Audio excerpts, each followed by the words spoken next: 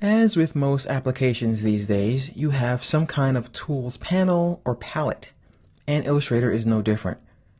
Our tool panel lives over here by default on the left-hand side of the screen, and of course you can just tear it off by grabbing the gray bar and put it where you want. I can even redock it somewhere else by clicking on the bar and moving it until I see a blue line appear. When I see that blue line, I let go, and the tools live there now. I tear it off again, and now these guys are both attached. In the case of a super panel like this, you click on the little serrated line here. I can tear that off and tear the tools off as well. If you go too far and you mess up, just simply go back to the name of your workspace and click on it, and everything goes back to normal. You really can't mess up too badly. Okay, so let's take a look at the most commonly used tools inside of Illustrator. The first are the two arrows. The black arrow is called the selection tool.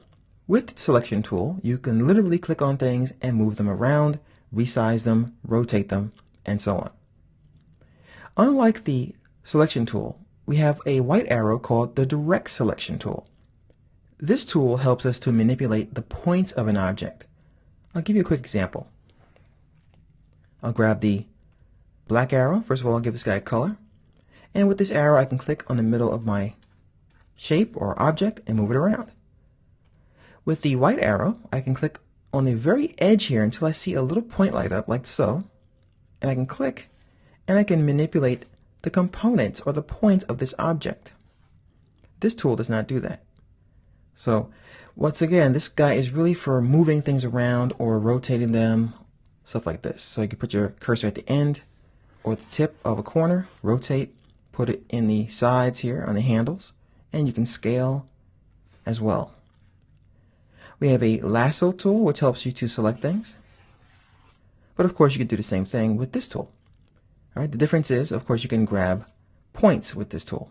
So you can select these 2 points with the lasso, and you can then move them around with the white arrow. Typically, I don't even use this tool because I can do the same thing with the white arrow. I simply draw a boundary, and I can click and move it where I want. So I don't use this lasso tool at all, not really. The pen tool allows us to create vector paths, and I will talk about how to use this elsewhere in the tutorial. The type tool, of course, we can write type. We have some line tools where we can create straight lines, and we can create things like arcs. Okay, currently we can't see them because we have no stroke on them. So now you can see the arc. We have some polygon tools and shapes in here, so we can create things like rectangles, rounded rectangles, ellipses, stars, and flares. We have a paintbrush tool, which is just a brush tool, pencil, and the blob brush. The blob brush is different from the paintbrush, and I'll talk about that in specifics later on in the tutorial as well. So definitely check that out. I think you'll like the blob brush. It's one of my favorites. We have an eraser, which gives us the ability to erase inside of our objects, as you can see there. We have our rotate tool, which is pretty much the same as clicking with the black arrow and moving to one of the corners here until you see the double arrow. So I don't really use the rotate tool too much unless I need to move a pivot point. We have a scale tool, and once again I scale with this guy as well.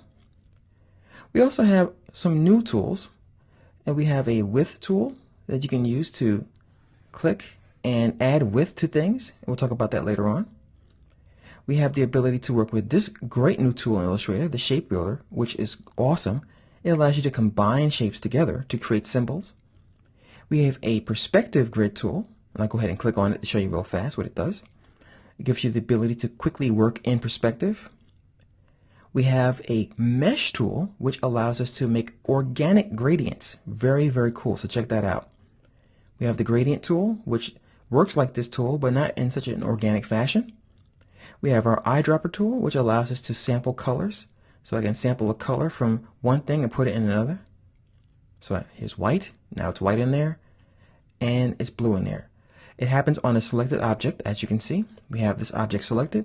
So when I click on white area, it fills with white. When I click on blue, it fills with blue. We also have some other tools in here, such as a graph tool. I'll talk about how to make a graph later on. We have a magnifying glass, which allows you to zoom on things.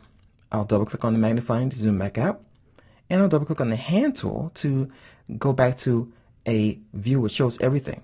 Likewise, when you want to use the hand tool, hit the space bar. The space bar allows you to keep whatever tool you have selected, turn it off temporarily when you hit the space bar, and when you let go of space bar, your other tool comes back. We have some tools that allow you to work with web graphics. This is our slice tool and our slice select tool. So when you want to take a solid piece of artwork and cut it up to make it a navigational system, for example, these are the tools that you want to use. We also have our foreground swatch, or our fill color, and our stroke color. The fill is the inside, the stroke is the outside. We have our ability to change from our color to our gradient to getting rid of a color or fill or whatever we have there. So once again, this is selected. I'll click here and the color is gone. We have our draw modes, which are new to Illustrator. So we can draw normally, we can draw behind objects, and we can draw inside objects. And don't worry, I will definitely cover that as well. And we also have the ability to change the screen mode. It's like hitting F on your keyboard, and it simply changes the configuration of your screen. So that is a quick look at the tools. And many of them have little arrows next to them like so. When you click on those, they open up to reveal other tools.